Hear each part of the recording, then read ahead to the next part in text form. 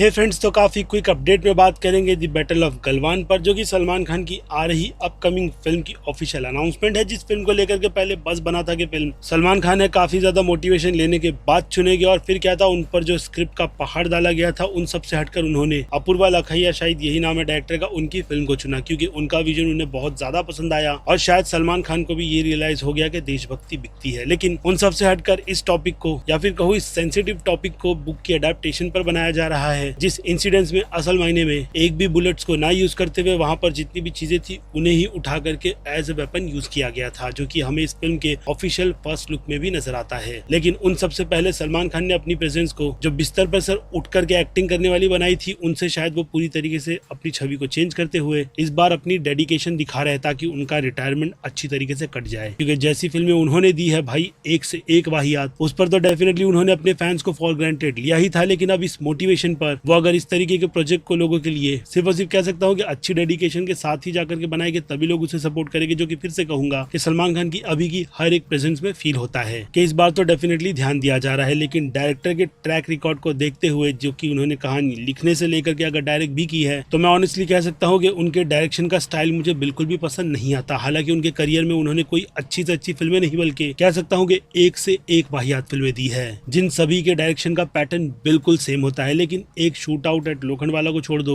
जो कि colour grading के हिसाब से बहुत ही ज्यादा बुरी थी, लेकिन फिर भी बड़े स्टार्स और फिल्म का अंडरवर्ल्ड का टॉपिक कहीं ना कहीं लोगों को अच्छी तरीके से कनेक्ट करने में कामयाब हुआ था। लेकिन उसके बाद की ही सारी फिल्में और उसका डिसीजन, जैसे कि मैंने कहा कि वर्स ही था। और फिर इसके बाद उन्होंने एक सीरीज क्रैकडाउन नाम की भी बनाई थी भाई, वो भी घटिया थी, जिसके बाद ये डायरेक्टर कहीं खो से गए थे। और हो सकता है कि अच्छी रिसर्च के साथ वो जो इस प्रोजेक्ट को लेकर के कहानी सुनाने में कामयाब हुए हैं सलमान खान को, तो शायद फिल्म भी उतनी ही डेडिकेशन के साथ बनाए। लेकिन जहाँ इस फिल्म के फर्स्ट लुक को सलमान खान ने खुद ही अपने लुक को छुपाते हुए जो पोस्टर बैकग्राउंड में दिखा करके दिया था, मैं उससे बहुत ज्यादा सेटिस्फाई था कि भाई कुछ अच्छा तगड़ा माल निकल कर आएगा। लेकिन फिर एडिटर को बिठाकर इन्होंने जो मोशन पोस्टर के साथ फिल्म के ऑफिशियल पोस्टर की अनाउंसमेंट की, भाई वो बहुत ज्यादा घटिया है। खास करके एज एन एडिटर बोल रहा हूँ, क्योंकि सारे फेक खून जो आपने सलमान खान के फेस पर थोपे है, वो मोशन पोस्टर के हिसाब से ठीक था, लेकिन फिल्म का प्यारा सा सिंपल पोस्टर, अगेन कहूंगा, इस जो बैकग्राउंड में नजर आता है वो इतना ज्यादा अच्छा था कि उसे ही सिंपली रिलीज करते तो भाई हम जैसे लोग, आपकी किस तरीके की डेडिकेशन है उस पर भाई सैल्यूट तो देते ही। लेकिन अभी इस तरीके की, वो कहते हैं ना कि आप एक ऐसे बैंड वैगन पर चढ़े हुए हैं कि एनिमल पर लोगों को वायलेंस पसंद आया था तो सबको वायलेंस ही दिखाएगी, तो फिर क्या था, बस स्क्रीन पर खूनम खून कर दो, जो चीजें खुद एनिमल फिल्म ने भी अपनी फिल्म के टाइम पर प्रमोट नहीं की थी। यानी एट द एंड लोग जब फिल्म देखने गए थे तब उन्हें पता चला था कि फिल्म में कितना ज्यादा वायलेंस है। लेकिन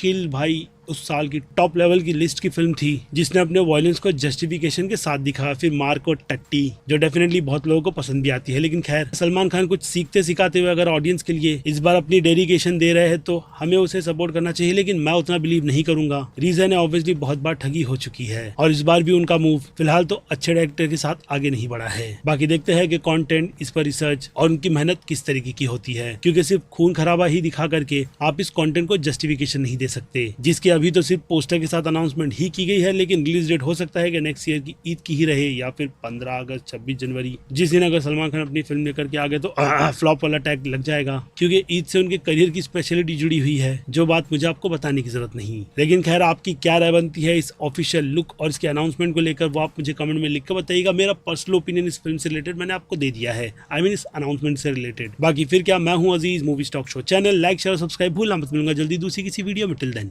बाय।